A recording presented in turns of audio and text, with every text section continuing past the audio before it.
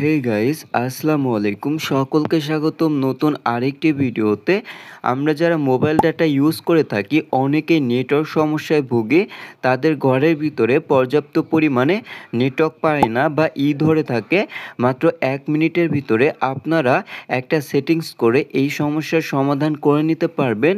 So কিভাবে করবেন, এটার জন্য আপনারা সর্বপ্রথম আপনাদের মোবাইল ফোনের সেটিংস ওপেন করে নেবেন এবং সেটিংসে এইখানে সার্চ করবেন ডিএনএস, এইটা দিয়ে সার্চ করবেন। যখনই এটা দিয়ে আপনারা সার্চ করবেন আপনাদের সামনে প্রাইভেট ডিএনএস এই অপশনটা শো করবে। সো আপনারা এখানে একটা ক্লিক করে দিবেন। তারপর এইখানে দেখতে পারবেন প্রাইভেট ডিএনএস, এইখানে ক্লিক করে একদম নিচে দেখতে পারবেন প্রাইভেট ডিএনএস প্রোভাইড নাম। তো এই অপশনটা আমরা সিলেক্ট করে নিব। তারপর এইখান থেকে আপনাদের এইটা লিখে নিতে হবে। সো স্ক্রিনে দেওয়া আছে, আপনারা চাইলে এইখান থেকে স্ক্রিনশট নিয়েও এইখানে লিখে নিতে পারেন। তারপর সেভ করে দিবেন। সেভ করে দেওয়ার পর আপনারা যখনই আপনাদের মোবাইল ডাটাটা অন করবেন দেখতে পারবেন আগের থেকে অনেক ভালো এবং নেট স্পিড অনেক বেড়ে গিয়েছে।